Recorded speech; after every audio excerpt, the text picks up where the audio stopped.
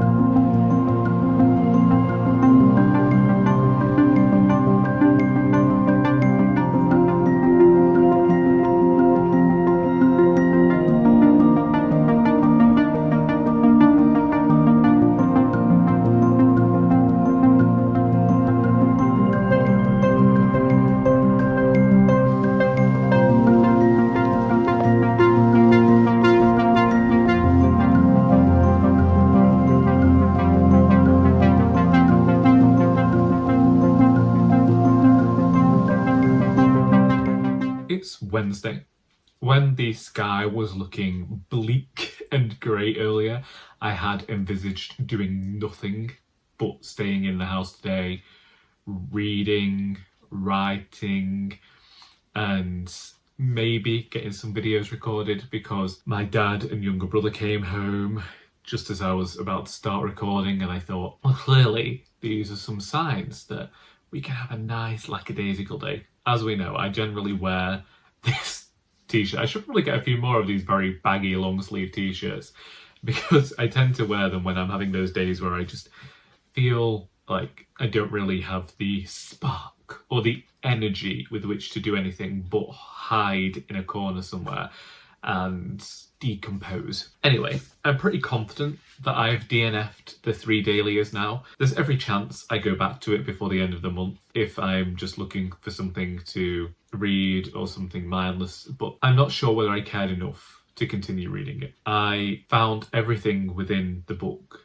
decidedly generic, and there's nothing bad with that. You know, people go to specific types of fiction wanting a specific writing style or wanting a certain type of book, and a lot of other readers will have enjoyed this and found that from this book. But for me, it wasn't there. However, there's every chance that I could go to it at another time when I'm really craving a cozy crime and it'll hit the mark perfectly. But at the moment, it's not what I want to be reading. So I went to Charlie on Monday night, properly scared her as well when I asked her whether she was busy, and she was like rushing upstairs to converse with me. But I was just like, could you pick the next book that I read? Sent her the books left on my TBR, which is a lot. We're in the middle of the month and I've only read one book so far this month. And she chose Fall of the Argosi by Sebastien de Castell, which proved to be a good pick because it's very fast-paced action, fantasy adventure. You fly through the pages of a Sebastien de Castell book because he just knows how to keep that pace up. And so I read 70 pages on Monday night, and then I read 180 pages yesterday and intend to finish this today. It's currently 2 o'clock and I haven't done any reading yet, which is somewhat annoying. I meant to. But the thing is, sometimes with the days like I'm talking about, where I feel very low energy, not much gets done. And I was glad to have recorded a video last week that I could put online today because I don't have the space in my mind to talk about too much. I don't know why, I don't know what's going on. I think it's just a case of Wednesday. It's just a Wednesday being Wednesday. That's all I can think of at the moment. In this book, we're following various Parthax again, and in the beginning we hear how she has killed her foster mother. And we don't know what's led to those events, but she is roaming through the desert when she comes across a young boy who is being chased by what she originally perceives to be beasts, but they have been taken over by something called the Red Scream. And the reason it doesn't seem to have affected this boy is because he is seemingly deaf and communicates by sign language. And this disease that is turning people into feral zombies is something that happens when they hear specific words in a specific order. And we have now been introduced to another character who we've previously met in the Spellslinger series, The Path of Thorns and Roses, and got to see how she and Ferius originally came to know each other.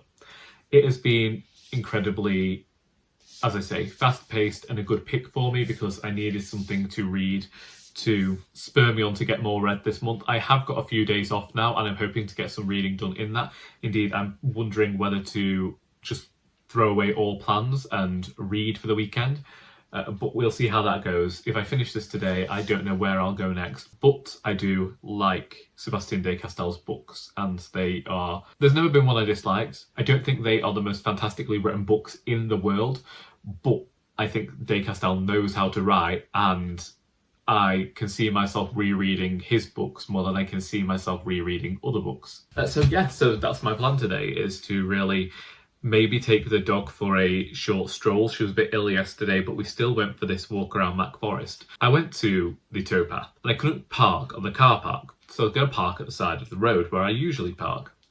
But as I turned in, a lorry started coming towards me and wouldn't let me past. Luckily, the vehicle behind me was kind enough to reverse back in so I could reverse in. And I just said to Sally, this is it. We're going to the forest. I've had enough. But one of the reasons I wasn't going to the forest is simply because of just wanting a little bit of a different walk. So my plan had been to walk down the towpath so far and then go into the wooded area and walk around the woods, then onto the nature reserve and back to the railway bridge and back down the towpath. But because of this happening, I went to the forest and I parked for Teg's Nose. Now, whenever I've walked this before, I've taken a left turn so you go down a path, up some steps, cross over a bridge, take a left turn. And when I got to this left turn, I actually saw that there was a gate on the other end of this car park that I've never seen before. I thought, well, I'll go through there. It says no to cyclists and horseback riders, but I'm neither of them. And so we go through this gate and we start walking up this hill and we came to this path that forked off. And so originally I went left, but when I went left, the path kind of broke apart and there was no way of getting past this stream. So I turned back and I was going to take the one that went straight up, but then I thought, there's something calling me that way. And so I started down this path, and it was overgrown and dark, and the path was really difficult to get down because it clearly hadn't been gone down in a while. And Sally's pulling on the lead like, I don't like this, let's go back. But I go through a few gates because I'm thinking we're on an adventure, we can see where this brings us out, until I got to a certain part where the path had got very narrow and I had to step up onto another bit before it would fall away. I thought, well, if we can't get further along, we've got to come back this way. And this is already incredibly precarious to walk along. And so I made the tough decision to turn around after half an hour and head back, which I did, but I still felt like Sally and I hadn't had a proper walk. So then I just went around the reservoir, which is something we've done in the past. I had to go up anyway to turn the car around. So I thought, well, we may as well just stick around, do the reservoir walk and then come back. But today, I definitely think it's going to be a slow stroll down the towpath, because as I talk more, the more I realise that this is definitely supposed to be a lazy day. We're allowed them every once in a while. It's just when you get old and arthritic like me, you have a few more lazy days than regular people do. Okay? So that's what I intend to do. I intend to take Sally for a short stroll and then come home, hunker down in a corner, finish Fall of the Argosi, and then figure out what I'm going to read next. I'll probably see you on Friday. It's Friday.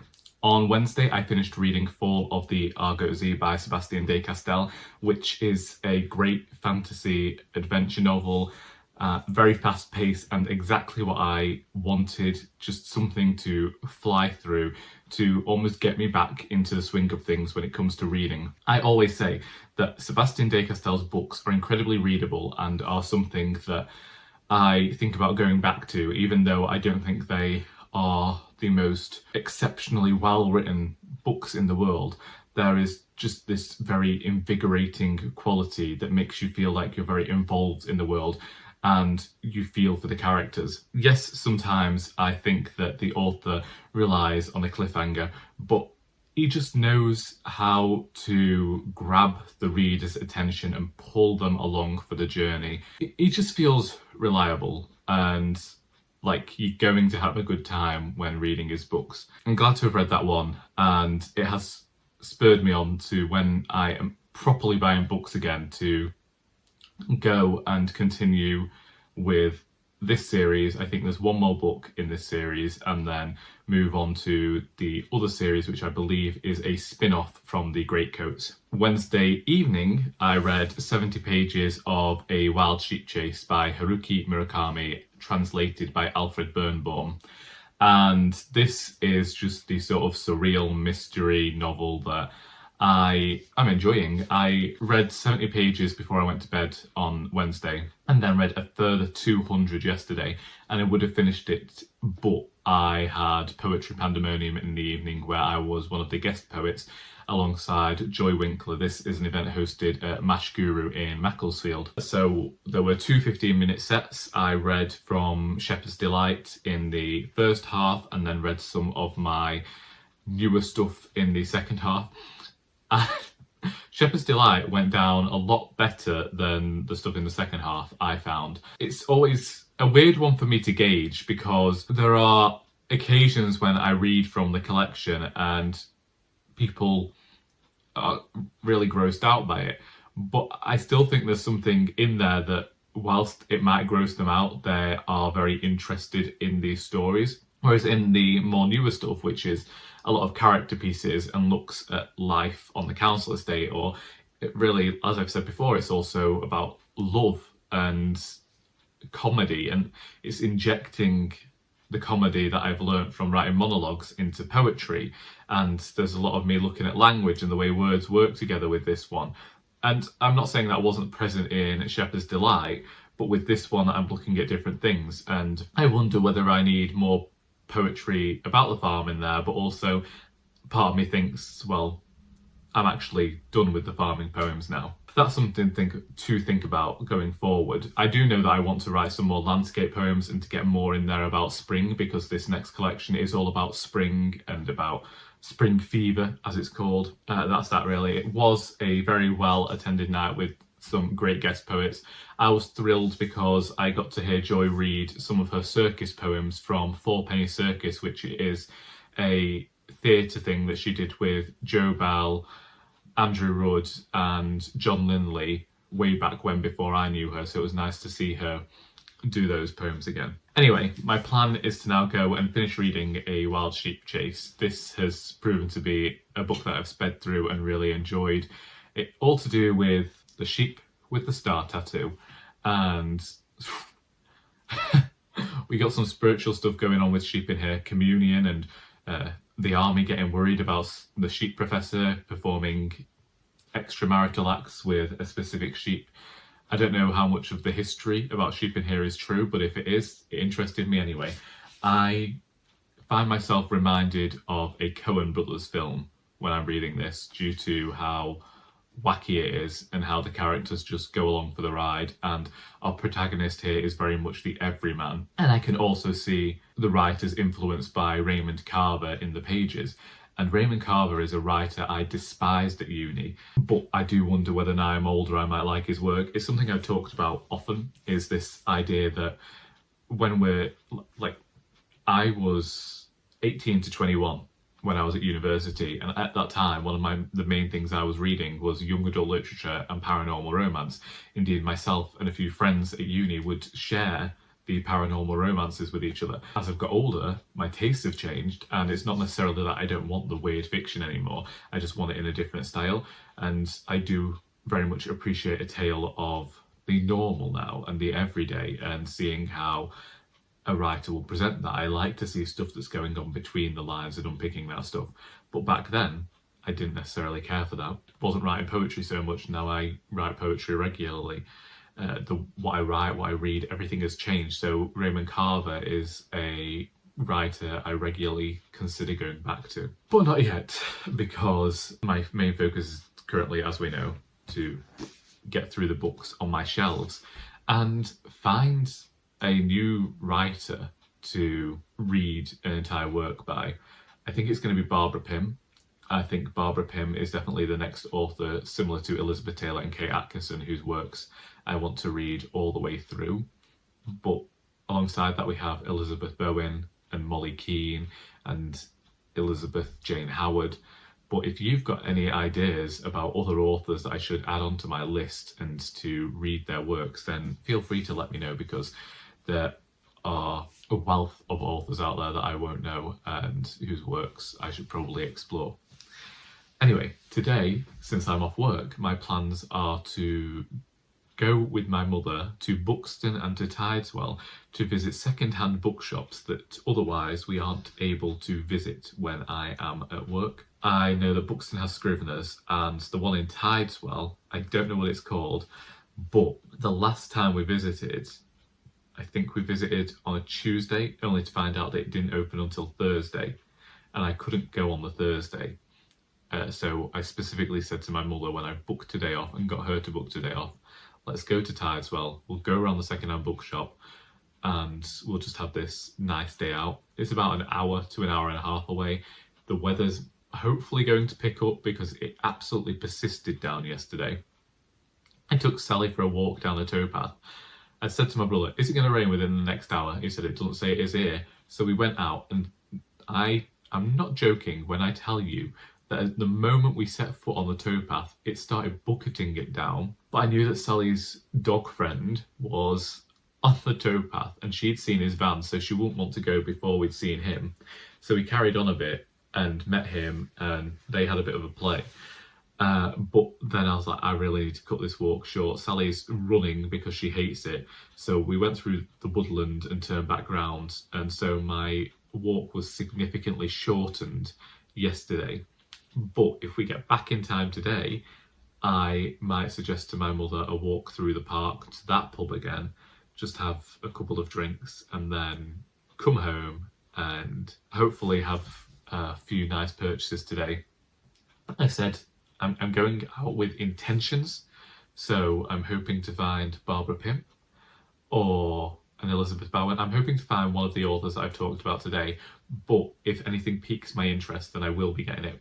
It's being more mindful about what I'm buying, thinking about what's on my shelves, thinking about what I like to read, and not thinking just because I'm only here for the one day, I need to buy this. But we will see, and if I do buy anything, then it will be included in a haul next week.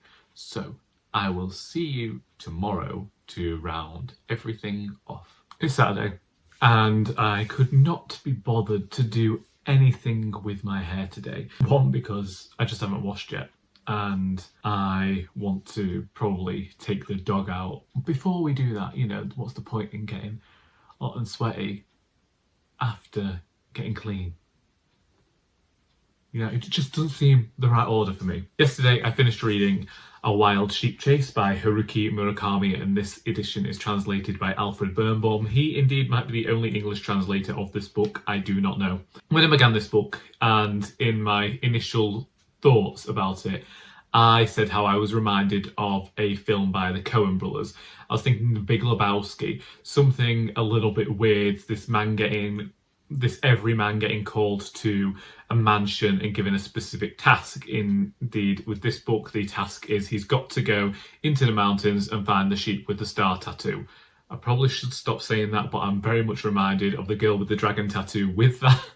So that's what I say. There is a level of mysticism and surrealism when it comes to who the sheep is. And for the first 220 pages, I thought this book was moving incredibly quickly and I was along for the ride. I was liking this almost detective fiction style book where there's this mystery surrounding the sheep, and this character who really doesn't want to be involved in anything has been propelled to complete this quest because of what is on the line for him. And I like the ending of the book. I like the last 20 pages of it, but I do think that within the last 100 pages or so, there was a lot of extraneous stuff. It was just a lot of waiting around, contemplating his navel. It did that thing which I think we see a lot in Japanese literature, and I'm just not privy to it yet. It's not something I've grown accustomed to, is the characters realise things, but the reader hasn't been given the opportunity to realise those things as well. So it feels like the characters are coming to these realisations out of nowhere, and I don't necessarily care for that. But all in all, it is a Murakami that I've liked more than others. I like to see the beginnings of the surrealism in his books, the metaphysical aspects that are within there. It's closer to the top in terms of the Murakami that I've read now. I was counting yesterday, and so far I've read The Wind-Up Bird Chronicle, Kafka on the Shore, After Dark, and now A Wild Sheep Chase. He is not an author whose works I want to get through quickly, and I think there's a specific mood that I've got to be in when it comes to Murakami, and I also don't think he's ever going to be a favourite author of mine, but I do like going and reading him for the weird aspects within his books. And I did enjoy it for the most part, and it was interesting to get to see the character of the rat.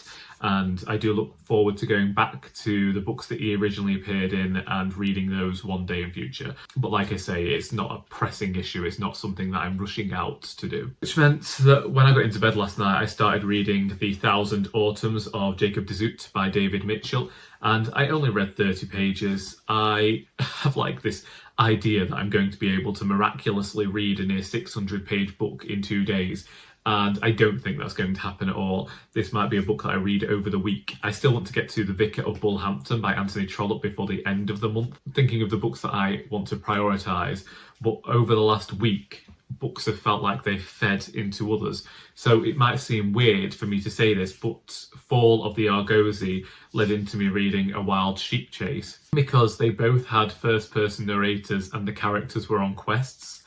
And so I went for a book where the character was on a quest, and then I've chosen to go to The Thousand Autumns of Jacob de Zoet, because this is set in Japan, in the Bay of Nagasaki. I have read that this is primarily just a historical novel of David Mitchell's, telling the time of the East India Company going to Japan. Coincidentally, I started listening to the podcast Empire earlier this week, which discusses the beginnings of the East India Company and the way that they helped to expand the British Empire and all of the issues that stemmed from the colonialism that took place. The East India Company is something that I've read a lot about, as in it's popped up in different books and I've never properly understood what it is. So it's going to be interesting if I continue listening to that podcast to listen to that alongside reading Jacob de Zoet. I am looking forward to reading another David Mitchell. I've heard that this one's a bit like an adventure story.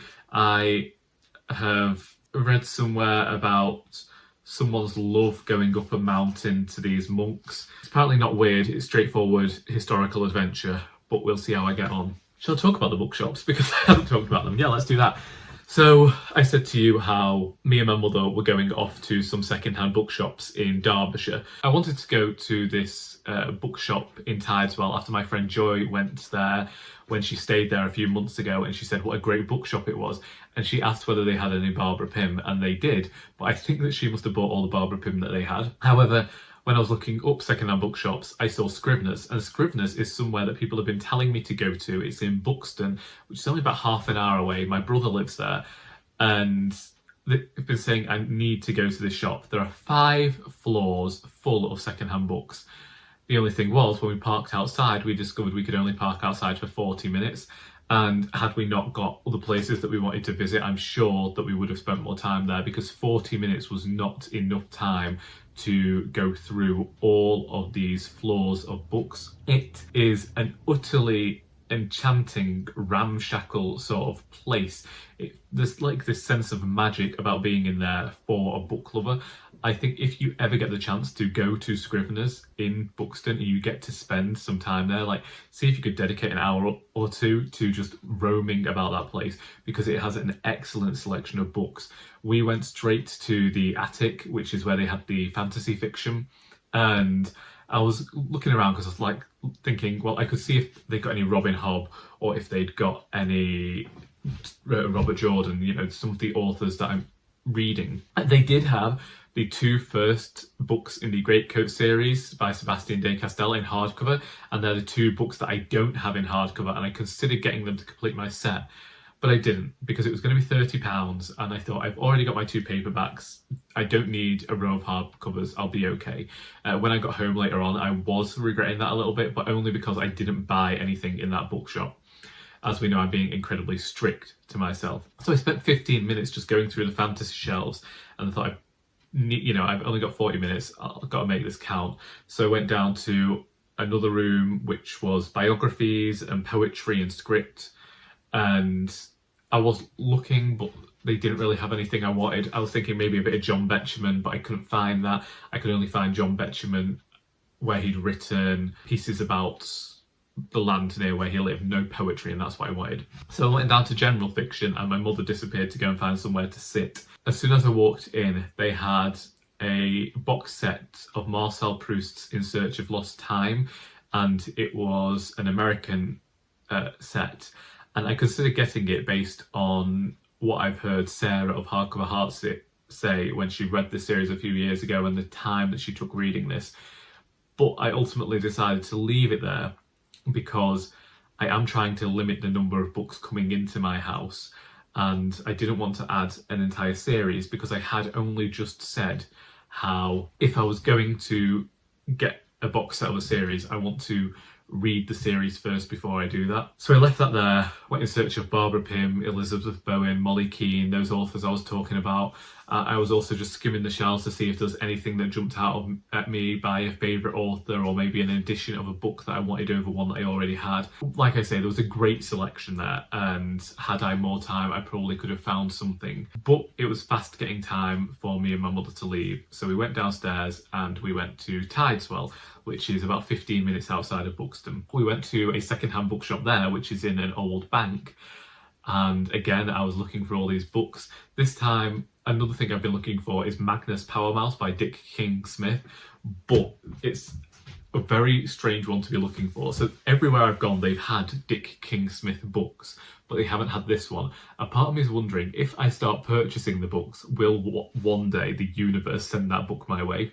Because in my head, this is my mission. I have to find it myself, and I have to find a very specific edition that I read when I was in Mrs. Johnston's class when I was in year 4, because that is the one that is calling to me. I don't even know what it is about this book now. I have this fear, like this is my quest. This is the quest that I've set up for myself. It's become my new obsession of going around every secondhand bookshop and every charity shop looking for Magnus Power Mouse by Dick King-Smith, because for the longest time I thought that this book had just been some sort of fever dream, and then I found out it did actually exist, and now I'm looking for it because I really enjoyed it when I read that when I was younger. So I looked for it in this secondhand bookshop and I didn't find it. I was pulling books off the shelves to look behind them. I scoured and that was one of the issues I had as well, that the children's books weren't in alphabetical order, so I just had to start at the top and follow them round. And then they had young adult literature too, but in the young adult literature there was some children's in there, so I was scouring along there as well. I did not find this book. I did not find any books by the authors that I wanted to read. I found one book by Elizabeth Jane Howard, but it was the last book in the series. And when I record my book haul, I will go further into the talk of Elizabeth Jane Howard. But I even went down to the fantasy fiction section, and I found a couple of books by Tom Holt, but ultimately decided that my wants to read him did not surpass my need to have fewer books on my shelves. Similarly, I found a Robin Hobb book in a mass market paperback, and I considered buying it and then discovered it was the second book in a series, so that stayed behind as well. I even considered buying a book from Buffy the Vampire Slayer, but decided no on that too. I saw Star Trek books, but I wanted Doctor Who books, so that was a write-off too. We left there and I bought 2 Mills and Boon books for my mother, who was very annoyed at the price because it was £6 for 2 Mills and Boon books that she would usually either pay £1 for at one of our other shops in town, or she gets them for 50p from my shop. But because these were vintage, they were selling them for a lot more money than they were the books that had come out within the last 20 years. So then we head to Bakewell. Bakewell is a place that I've talked about often. It's one of my favourite places to visit with me and my mother. If we're ever having a day out, that's where we're going. We're going to wander about and we do all the same things. But because we were a bit later yesterday, we had to get things done in a different order. So we didn't have food straight away. We went to the sweet shop. She bought some sweets. Then we went to the secondhand bookshop across the road, which is Bookends. And I was worried because when I've gone in the past, they've been closed early, but because it was the summer holidays, they stayed open later. And I was glad of this because this was the shop in which I finally bought some books. I saw 2 books by one author who I've read before, and one of these books I have previously read, so I just got the other book from the shelf that I hadn't read. Another book that I'd been looking for, and then I was done in that shop. Yes, I did scour the shelves there for Dick King-Smith, and they only had Babe the Sheep Pig, and they did have a book about a mouse, but it wasn't the book about the mouse that I wanted. So we left there, and then we did every charity shop before I eventually said to my mother, let's go for a coffee, and they had a mocha in the Gray's Cafe. And honestly, whenever we go to Bakewell, we like to go into this shop because they just do fantastic coffee. My mother really enjoys the cake that they do, and it's just a nice place to go and rest for about half an hour and just chat and relax, and we really enjoy our time there. So that's what we did there before heading to a chip shop and finally getting some food because we hadn't yet eaten yesterday. We weren't going to a pub because we've always gone to this same pub in Bakewell, but the last time we went, we didn't have a bad experience. They've always been kind to us, but these people started arguing at the bar, and I don't know what it is about me, but if I see people arguing in front of their customers and not having the professionalism to take it away, immediately I'm like, I don't want to visit there again.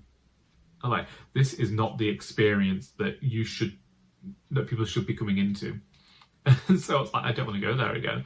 So we went and we got these chips and we went back to the car and we just sat there talking about how we'd had a nice day and it felt like a holiday, which I think is always a nice thing from a day out. But today, my mother's now knackered, and so talks of walking to the pub today don't seem likely. I'll be taking the dog out soon, coming home and reading for a bit, but I think that's going to be the level of what happens today. a nice day of rest for Saturday. I did get home and watch Drag Race Global All Stars, and then this morning I've got up and watched Canada's versus the World Series 2. And I didn't realise we were at the end of the series already. So when it started and they were talking about this being the penultimate episode, I was like, did I miss one? Like, no, you're all wearing the outfits you were wearing last week. Like, who went home last week? It's like, oh yeah, that person went, which means that person went home the week before. I'm like, wow, I'm just in shock, really, that it's moved so quickly. But I forget that these series are so short. I'm used to them going on for about 3 months. And obviously the Versus the World series only go on for about 6 weeks. So it does feel like I've had a year of Drag Race, so what can you do? But I've also developed this obsession with Airline. You know, it's the show from the 90s, and I remember watching it the first time round, and I'm like, why am I watching this again? I don't know what it is, but it's become this mild obsession of mine. My father has his police interceptors, and I have Airline. Anyway, this has turned into a really long update, so I'm gonna disappear because it's gonna be a damn effort to edit. But yeah, it was a really nice end to the week. Poetry, then going book shopping yesterday, and yeah, be back at work this next week, so we'll see how things go. If you would like to talk about any of the books that I've mentioned in this video, then please feel free to do so in the comments. Alternatively, just chat to me about anything. We've got the time. I hope that you have enjoyed this video, because until next time, that is all.